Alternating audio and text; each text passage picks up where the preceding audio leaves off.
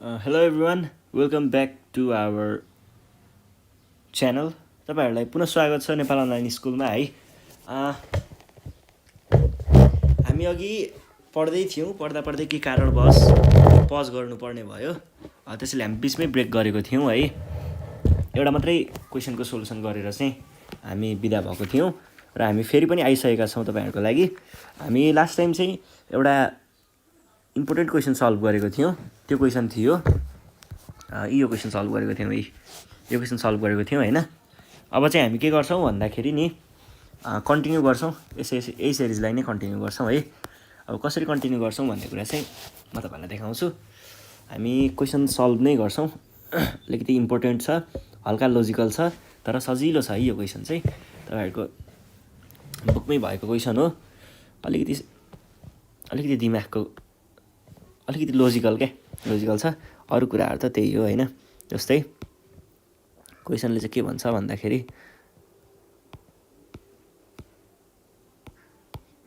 ल हेर्नुस् है। ओहो यस्तो नि भन्दो रहेछ। ल हेर्नुस् है, क्वेशन चाहिँ के छ भन्दाखेरि 2 टु द पावर x को पनि पावर 2 छ। यस्तै ल पहाडै भनेछ त यो त है। त्यो कुरालाई छोड्दिम। अब हामी क्वेशन सल्भ गर्नतिर लागौं। हामीले पहिला जस्तै नै गर्छौं। f of x भनेर भन्छौं यसलाई। 2 to the power x to the power 2 लाई केही पनि छैन के यो क्वेशन ठ्याक्कै माथिको जस्तो हो। अलिकति त्यो दिमाग घुमाएको मात्रै छ, खासै केही पनि छैन है। यसलाई हामीले के पनि लेख्न सक्छौं त e to the power log 2 to the power x to the power 2 x square भनेर भन्न सक्छौं। यो किन भन्न सक्छौं भन्ने कुरा मैले माथि डिस्क्राइब गरेको छु अगाडिको भिडियोमा, त्यो चेक गर्न सक्नुहुन्छ। यसलाई पनि हामीले कसरी पनि लेख्न सक्छौं यसलाई भनेर भन्नुहुन्छ भने फेरि पनि छ। त्यसलाई अझै यति भागलाई एउटा युनिट मान्ने हो भने x स्क्वायर log 2 पनि भन्न सकिन्छ हैन। अब f of x भनेको यति हो भनेदेखि f of x plus h भनेको के हुने भयो त e to the power x plus h को स्क्वायर log 2 हुने भयो। यो भइसके पछाडी अब त्यही हो पहिलाको जस्तै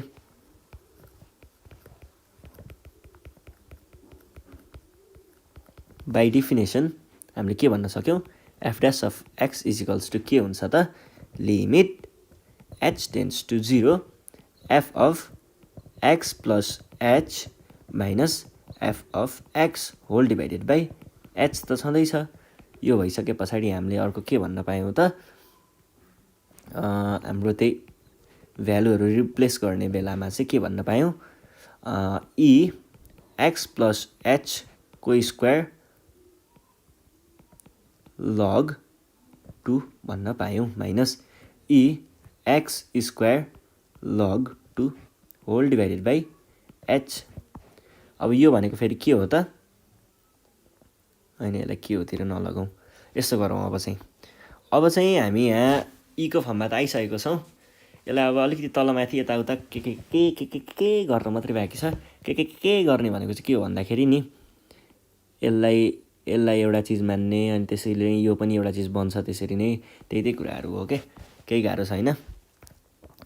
late x square log 2 is equals to y भन्यौं भने के हुन्छ त then x plus h square भनेको के हुने सरी h स्क्वायर यहाँ इक्वल्स टु हैन, log 2 भनेको के हुने भयो त y plus के हुने भयो। किन हुने भयो भन्दाखेरि h मा तलमाथि भएको छ नि त अलिकति चेन्ज हो नि त यो h भनेको त x मा पोजिटिभ अथवा नेगेटिभ चेन्ज जस्तो होस् तर चेन्ज हो नि त। हो त्यसो हो भनेदेखि यसमा पनि केही न केही इफेक्ट त पर्छ नि त। त्यही भएर हामीले के राखेको, के भनेको पोजिटिभ हुन सक्छ नेगेटिभ हुन सक्छ। अनि हामी के गर्छौं त भन्नुहुन्छ भने अब त्यो भइसके पछाडी भने के भनेको के हुने भयो त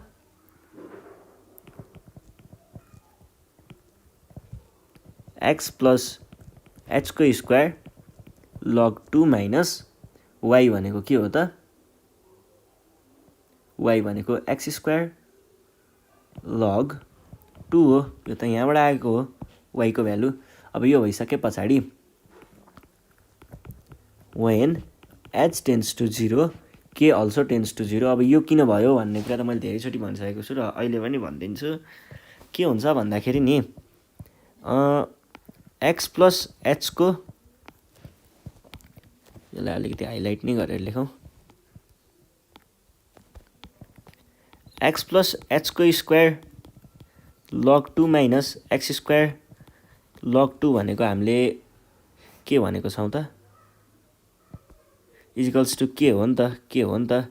अब जब h टेन्स टु 0 भनेको h को भ्यालु 0 हुने बेलामा के हुने भयो त x plus 0 square log 2 minus x square log 2 हुने भयो। और x square log 2 minus x square log 2 भनेको के हुने भयो यो र यो गयो। और 0 इजिकल्स टु के भनेपछि के पनि ठ्याक्क 0 हुन खोज्दो रहेछ नि त h 0 भएको बेलामा। हो त्यही कुरा हो यो। तपाईहरुले घोकेर पढ्ने बानी छ होला। यो कुरा खासै तपाईहरुले ध्यान दिनु हुन्थेन तर यो खास कन्सेप्ट चाहिँ यो बुझ्नु पर्ने भयो। अब यो भइसके पछाडी हामीले के गर्छौं त भन्दाखेरि अब त सकियो के। अब सकिसक्यो के। केही नै बाँकी छैन। अब सकियो क्वेशनै सकियो के। अब f dash of x भनेको के हुने भयो त लिमिट h टेन्स टु 0 त छँदै छ। यतापट्टि चाहिँ e। अब हाम्रो यसको साटो चाहिँ हामीले के लेख्छौं त अब हामीले सिधै y प्लस के लेख्छौं y plus k minus e to the power y whole divided by h त छँदै छ। यो भनेको फेरि के हुन्छ त limit h tends to 0 e y plus k minus ey whole by h times ey by ey गर्छौं। यो भनेको के हुन्छ त लिमिट h टेन्स टु 0 यो ey लाई हामीले अगाडि ल्याएर लेखौं ey। अनि यहाँनेर के हुने भयो त e to the power y plus k यो अब भित्रपट्टि छिर्छ नि त e to the power y minus e to the power y by e to the power y whole divided by h हुने भयो। यो भनेको के हुने भयो त limit h tends to 0 e to the power y अनि यतापट्टि के हुने भयो त e to the power y by e to the power y sorry कहाँ यस्तो हुन्छ। अब यो दुईटै e टु द पावरमा छ नि त। यहाँ पनि e टु द पावर यहाँ पनि e to the power e to the power y plus k minus y। अनि यतापट्टि के छ त अर्को माइनस यो र यो गर्दा 1 हुने भयो। बाँकी रह्यो h। अब हामीले के लेख्छौं त limit h tends to 0 e to the power y e यो र यो गएपछि बाँकी रह्यो k माइनस 1 बाइ h। अब तपाईहरुलाई के थाहा छ त limit x tends to 0 e to the power x by minus 1 by x भनेको के हो त 1 हो। यही कुरा त थाहा छ तपाईहरुलाई। यो हो भनेदेखि लिमिट अब हामीसँग हेर्नुस् है e टु द पावर के छ माइनस 1 पनि छ तर तल के छैन के ल्याउनु पर्ने भयो e to the power y by h e to the power k minus 1 by k। अब यहाँ के ल्याएपछि यतिकै ल्याउनु पाइन्छ यतापट्टि पनि के राख्नु पर्ने हुन्छ। के भयो त अब लिमिटलाई ब्रेक गराउने यतिको छुट्टै लिमिट गराउनु पर्दाखेरि h टेन्स टु 0 लाई हामीले k टेन्स टु 0 पनि लेख्न पाउँछौं। k tends to 0 e to the power y sorry e to the power k minus 1 by k times अब बाँकी रहेको भागलाई के लेख्छौं limit h tends to 0 e to the power y by h times k त छँदैछ। यतिको value त 1 हो 1 टाइम्स। अब यतापट्टिको कुरा गर्नु पर्दाखेरि यसको लागि चाहिँ के हुन्छ भन्दा e to the power y मा त h को केही संलग्नता छैन यसलाई बाहिर लेख्न सकिन्छ y limit h tends to 0। अब यहाँनिर चाहिँ के लेख्नु पर्यो k को भ्यालु लेख्नु पर्यो। k को भ्यालु भनेको के हो h log 2 k को भ्यालु माथि छ नि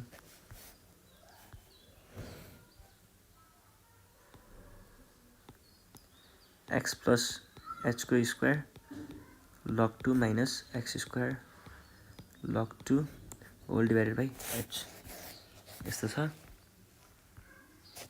यो छ नि हैन। यो भइसके पछाडी अब यहाँनेर अलिकति ट्रिक लगाउनु पर्ने हुन्छ। त्यो चाहिँ के हुन्छ भन्दाखेरि नि त्यही हुन्छ, के हुन्छ भन्दाखेरि यो 1 गइहाल्यो, e⁴y बाँकी रह्यो times limit h tends to 0। अब हामी 2 छ,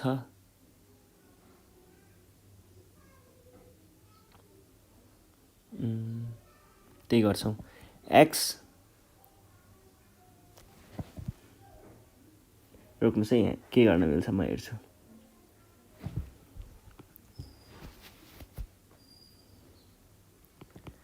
to hx plus h square, यो स्क्वायरलाई खोलिदिएको हो यहाँनिर, log 2 minus x square log 2 छ होल डिभाइडेड बाई h पनि छ। अब यसलाई हामीले के भन्न सक्छौँ त, e⁴y times limit h tends to 0।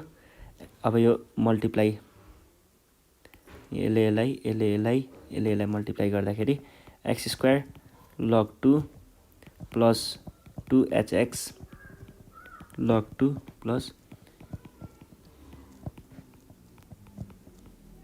2 whole divided by h।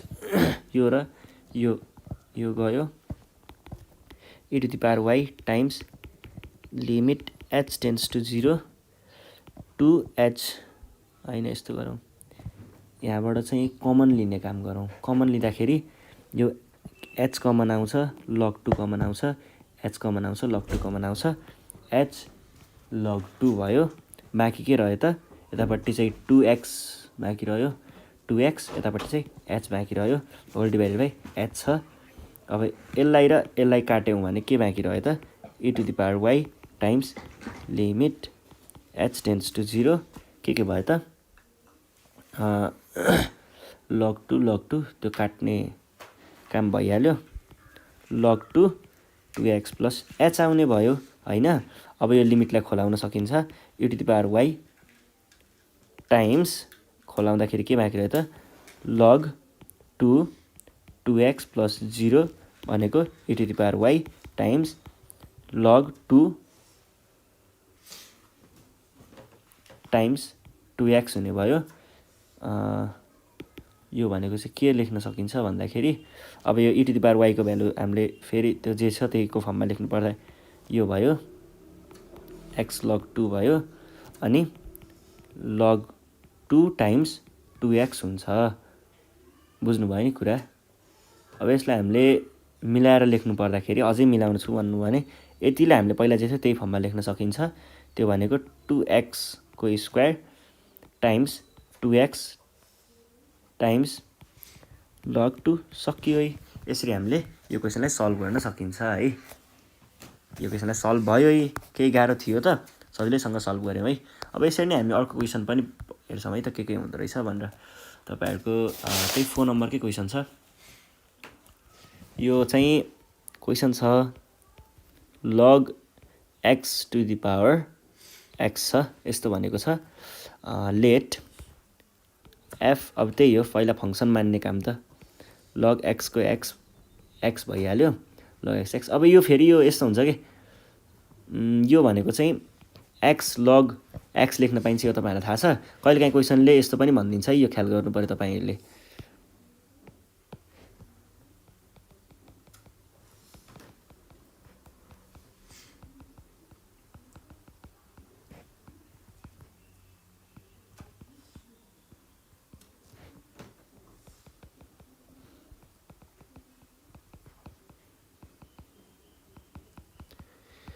यो पनि भन्छ अब यहाँदेखि स्टार्ट गर्ने हो, कुरा एउटै हो है। ल कुरा एउटै हो भनेदेखि अब हामी अर्को स्टेपमा जान्छौँ। अब हामीलाई के थाहा छ बाई डेफिनेसन,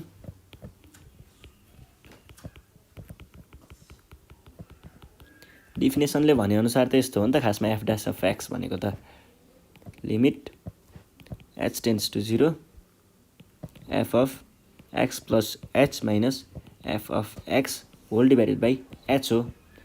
यो भनेको के हुन्छ त, limit h tends to 0।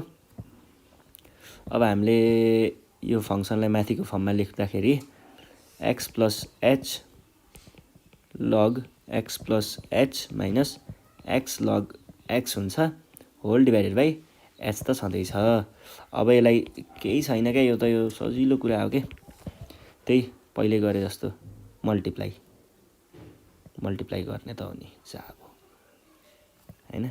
Multiply गर्दा log x plus h plus h log x plus h whole divided by h यतापट्टि x log x पनि छ।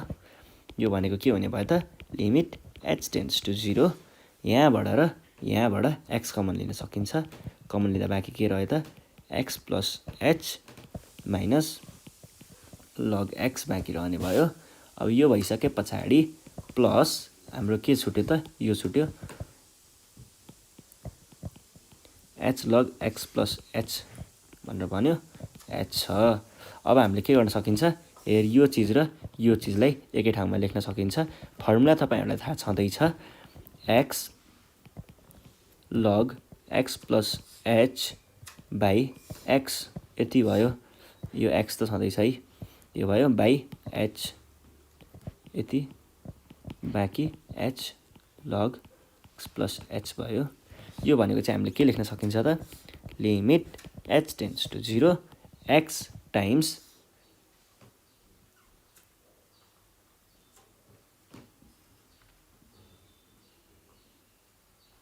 यस्तो गर्दिम यो x बाई h लाई एकातिर राख्दिम x by h log x by x plus h by x हुने भयो plus h log x plus h हुने भयो।